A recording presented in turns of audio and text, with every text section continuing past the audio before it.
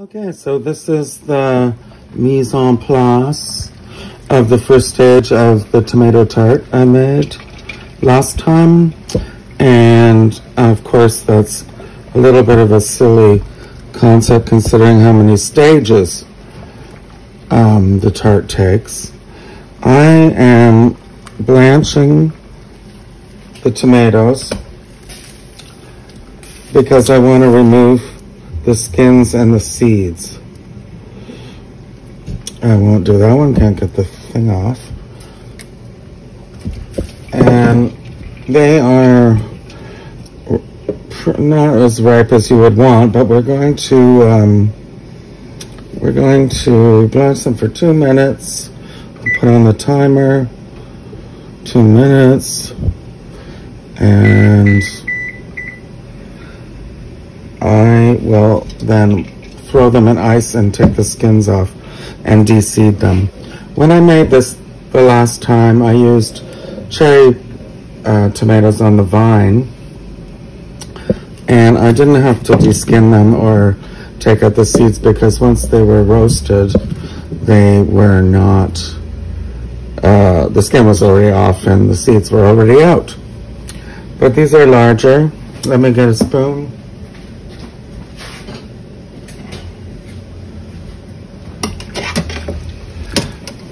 The blanching only takes 2 minutes, as I said. And you can already see that the skin is coming off. I just want to make sure that they all have the same, you know, you don't want to cook them, you just want to make sure that the skin is coming off. And then I have the ice water bath, which helps in that process. Like I said, the cherry tomato ones don't require this method, but they're kind of expensive, and you need a lot of them to fill an 11-inch tart shell, which is what I pre-made. Let's see what's going on here. Anyway, what I also did last time with the cherries was cut the garlic and put it on the roasting pan. Sliced it just at the tops. And that is actually the base for the tart. Okay, these are done. I thought I took the labels off, all of them, but I just saw one.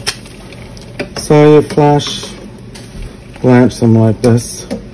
They don't look particularly ripe, but it doesn't matter that much because we are going to roast them for an hour, and the flavor will be concentrated and delicious and like nothing like a straight tomato. They will be so rich. I'm leaving these aside because I don't think I need them. That's it for the first stage. Skin came off this one. This is what it looks like before you blanch them. I mean, before you put it in the ice bath.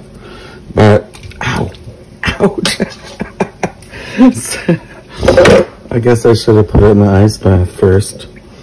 This is one that won't peel until you give it a little knife twist, a little cut, because these are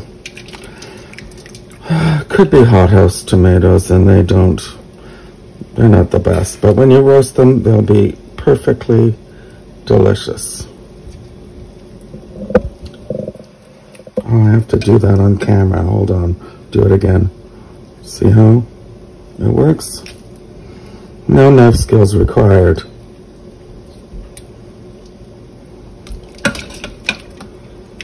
Perfect. Okay, so this is part 2 of roasted tart, the roasted tart, tomato tart session. We got our tomatoes here that have been blanched and skinned. We're going to core them all, and we're going to de-seed them. But de-seeding isn't a big, scary process. You just cut them in quarters and remove all the seeds and quite a bit of the liquid. Put them on the baking tray with aluminum foil. I put the aluminum foil on. You can use parchment. This is one of my favorite cookie baking trays, so I don't really feel like cleaning up the mess afterwards, after the roasting on my favorite. See how easily the seeds come out? Yes, one of my favorite baking trays. Quite substantial, from Italy. It doesn't have to be from Italy, but substantial is always good when you're talking about, when you're requiring even baking and even roasting, because the heat distributes through the metal. See how easy this is? Anyway, these are freezing because they've been in the fridge, but that's only because I waited to shoot this video after getting them blanched and peeled last night. I'm going to spring ahead in a minute. You don't need to see me do all of them. The remarkable thing is actually how many tomatoes it takes to fill a tart shell that's 11 inches in diameter when you, after you've roasted them, because they shrink a lot. And as I said last night, you don't even have to do this if you're using cherry tomatoes, but you need a huge number of them, and they're wonderful. These were also on the vine, like the cherry tomatoes, but the vines all fell off, so they're not as pretty. But pretty is pretty irrelevant when you're actually going to remove all that in the end. Okay, so I'm going to sign off now until these are all done. Just finishing up here with the last coring and seeding of the tomato. You can see the seeds and all this juice and all the tough bits are out, and it doesn't take long, and you don't have to be perfect, you know, because the oven will do its work. I just don't want this tough bit. So that's out of there. That's the end. Then, you know, we got to remove all that stuff. We don't need that juice. These are very juicy already. And you can see there's some seeds left. It's not the end of the world. This is not a puree. This is a rustic tart. So I put that aside, and then I do the garlic. These are super large. They're, oop, I need a different knife. They are local.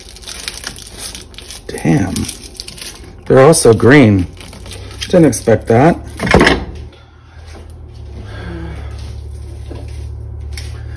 I don't want green ones, so I have these from the supermarket. So on to the next item. You want to just slice the top off a couple heads of garlic. These are 2. This one kind of fell apart, doesn't matter. All that matters is that part of it is exposed. This part isn't all exposed. I'll do the chop again.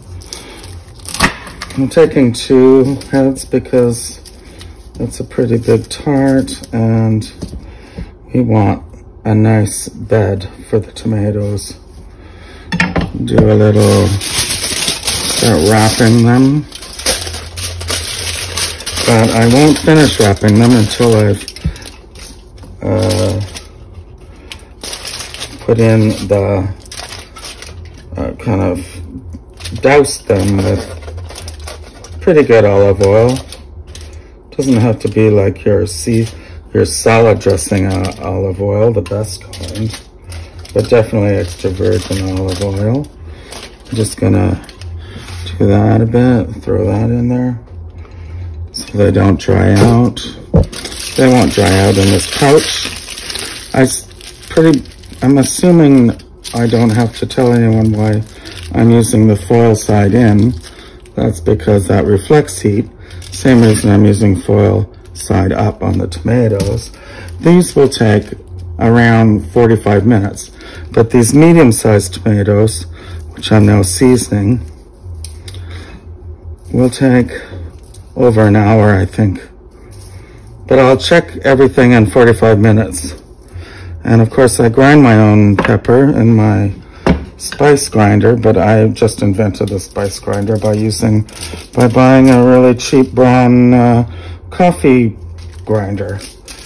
And this is kosher salt, and you can see how easy it is to spread. You can't spread table salt like that. And apart from the iodization part, which of table salt, I don't really care about that. The fact is you can actually literally put 3 little grains where you want them. You can't do that with table salt, so I don't really think that has much to do with flavor. I think it has to do with being specific. And then the end here, well, it's not the end, it's almost the end. We're gonna put some thyme on. I'm just gonna put some leaves on. And it doesn't matter if the stems go in, because we're not gonna keep that in the end. But it's nice to have small and large pieces, because I think the smaller pieces get into the tomato better, and the bigger ones just flavor the entire seasoning. And the seasoning includes not just salt and pepper, but the olive oil, which is all going to meld together beautifully, as they say on TV. Here we go. Nobody does ever roast anything without without gloves. Any vegetable anyway. I don't know, you can roast turkey with butter, but this is not turkey. Okay, so that's going in to the 275 Fahrenheit oven. I'll check the garlic in 45 minutes, and I'll be checking the tomatoes. So it's been about an hour and a half, a little longer. I'm gonna just check and see on the tomatoes and the garlic.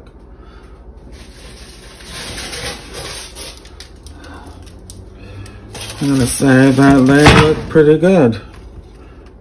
They are soft and pliable.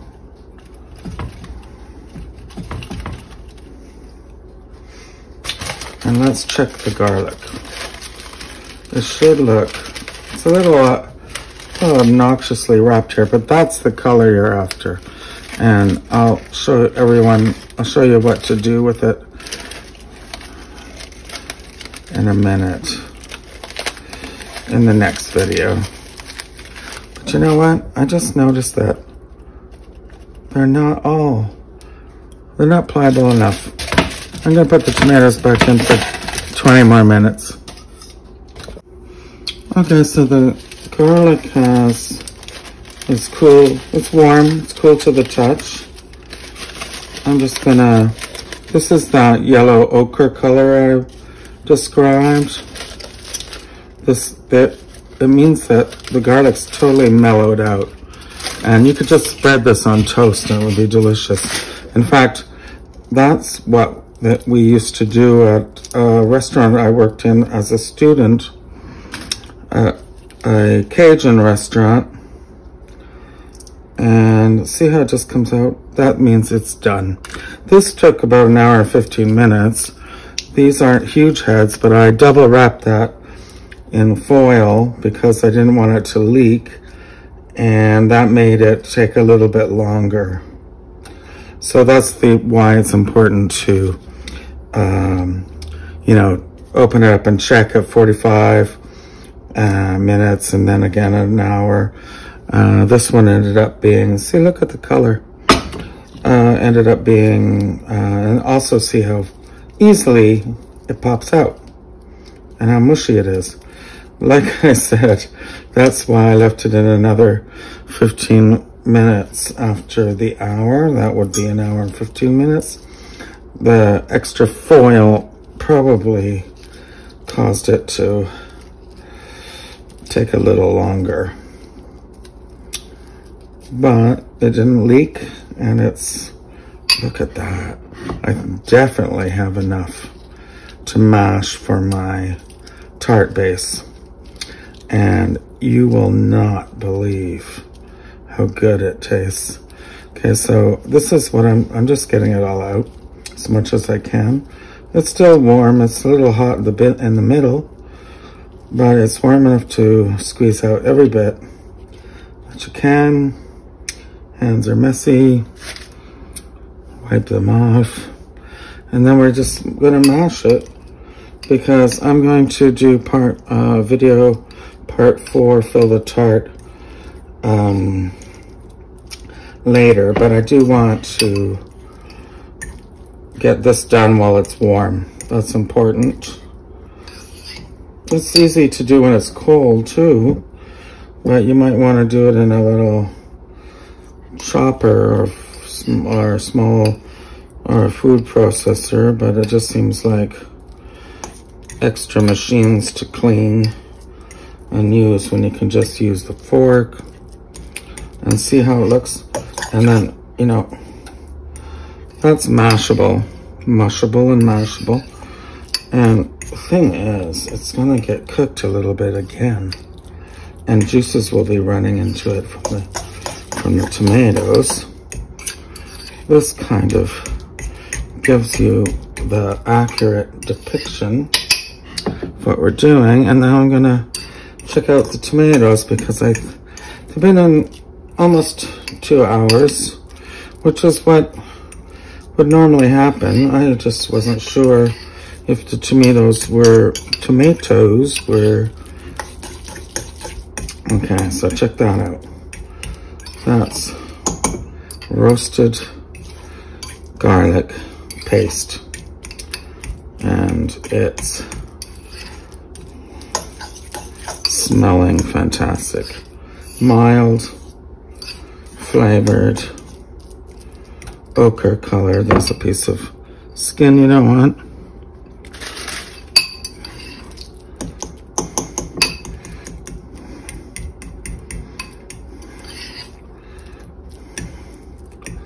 You see what I do with this tomorrow. Oops, there's a piece. Wow, the timer went off. That means 2 hours exactly. Look at them, they're perfect.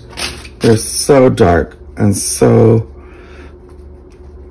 clear, so dark red and so clearly roasted. And you see how little that looks like, because there was 5 pounds of tomatoes after all before I roasted them. These need to cool. Then I'll put them in this dish and save it all. Check out this garlic and save both for the assembly. Part 4 tomorrow night. Thank you. Bye. Okay, so this is the final stage. Getting ready to assemble the tart and finish it. So I have here 0.328 kilograms of Gruyere. That's 100 grams less than half a pound. I think it would be good enough to do to make 1.5 cups of shredded cheese. This is my tart shell, which I made previously. You'll note that my stages of this tart did not include making the shell. That's because I made 2 a few weeks ago, used one immediately, and I froze the other one. And I let it thaw out for a couple of hours without taking it out of the wrap, because I wanted all the moisture frozen around it to drop off and evaporate.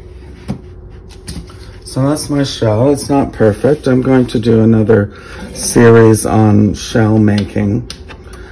And if any of you have seen the previous one I made, it was much better than this. But, you know, this is rustic. So I have the cheese here. Can you see it? This is Gruyere. You could use Comte. Comte is spelled C-O-M as in Mary, T-E.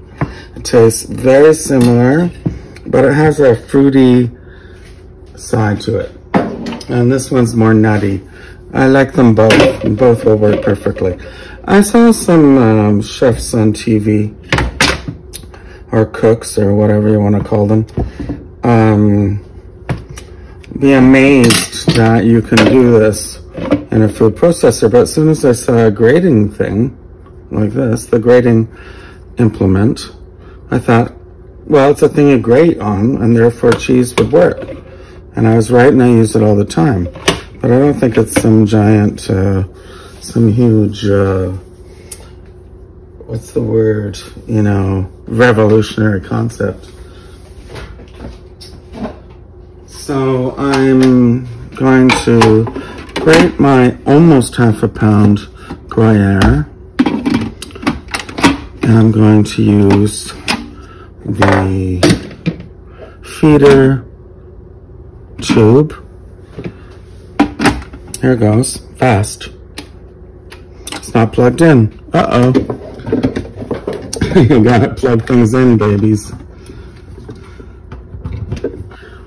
Okay.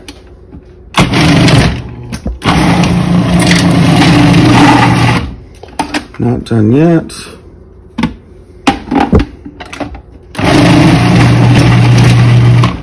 You know, if some gets stuck at the top, you can break that up later. See how it gets stuck on the top? Or you can just eat it, which I'm going to do. Okay, so that's the cheese. I think that'll be enough. I want it to be a luxurious tart, so I have extra just in case it's not enough.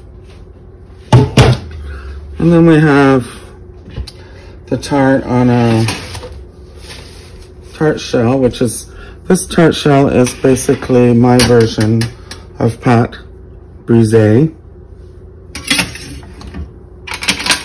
which is what everybody uses in classical French cooking, and which is commonly used for pies. It's very flaky. I wanted to make it flaky because this is not a sweet tart. Okay, so we have, hold on. I have my tomato, my roasted tomatoes. They don't look like they might be enough. These were remember, these were 5 pounds of tomatoes originally. Probably should have been 6, but I'm okay with making mistakes. It'll all work out. Don't be afraid. This is my mushable roasted garlic. That goes in first, just like this. By the way, the oven's preheated to 350. This should only take 10 minutes. Okay, my mushable garlic is a little cold because I was keeping it for tonight's command performance. And we're just gonna spread it around like that. Try to make sure every part gets some.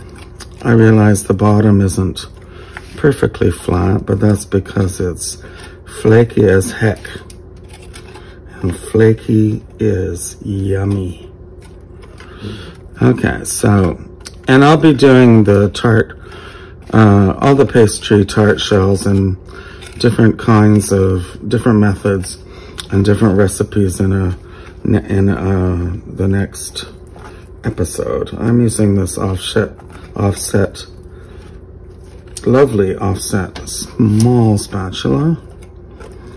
Kind of reminds me of painting. And that's good. And then we're going to do more than a half of the cheese. I think that 358 grams is pretty, it's going to be enough to make a luxurious tart. And then we're going to take, I'm going to use my well-washed hands and place my roasted tomatoes all over it. And I'm going to make sure they're spread out. But I would really like them to cover almost the entire tart. It would be nice if they did, because of all the work we've done. You'll note that all these stages, this is stage 3. No, this is stage 4, the final stage, not including making the shell. The videos were only a few minutes long, maximum 4 minutes and 10 seconds. And so it just seems longer because I'm separating. It seems long. It seems like this process is very laborious because I intentionally sectioned out each stage, you know, one day at a time. It can be done in one day. I think that the tart should be done the day before, the tart shell, sorry, and therefore that's just how I like to do it. But if you get up very early in the morning, you can do it all in one day. I do it in 2, generally. And I like to make several tart shells at a time just to get it over with and freeze them. The ones I'm not using right away. And that's just my preference. It's not a rule. Okay, so that's looking pretty good. I'd say my 5 pounds of tomatoes, which reduced to just I don't know, 2 cups worth, did a great job. I'm going to do a light seasoning. Remember, these were seasoned when they were cooked, and that's important because this is pepper, just a little, because throwing it on top doesn't really get into the food. That's a crucial thing about seasoning as you go. Here's my kosher salt, which I love.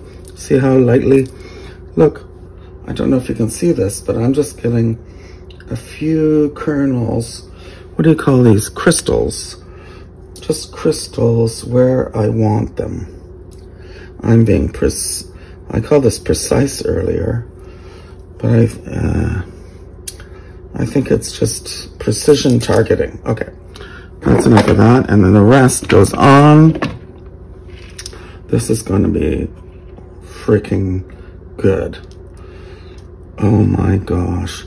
I hate when people on TV say, take a bite, and before they even take the bite, say, oh my God, it's delicious. But they didn't even take a bite yet because they're on camera. So they already knew what they were going to say. I guess that's pretty obvious. Check it out. Oops, I got more. I have more. Don't forget to use it all. Gruyere cheese is expensive where I live. It's $45 per kilogram. Anyway, so that makes it even more special. So we're gonna throw this in. Should only be 10 minutes. Into the oven it goes. Okay, it's been about 10 minutes. I think it's been about 12 minutes. And it smells really good. That's the finished tart. Smells amazing. I think it might be fun and delicious to throw some leaves, thyme leaves. Just the leaves, if you can help it. It's kind of a pain in the arse. Excuse the language. But it's hot, still hot, so they can add flavor while it's still hot. Otherwise, it's just decoration. But this is piping hot out of the oven. I think it looks good, and I'm gonna taste it later when it cools. I'm not gonna taste it on camera like they usually do because I don't wanna waste your time. You're just gonna have to trust me because it smells good. And if we had smell-o-vision, also a cliche, we would know, but I'm not really into cliches.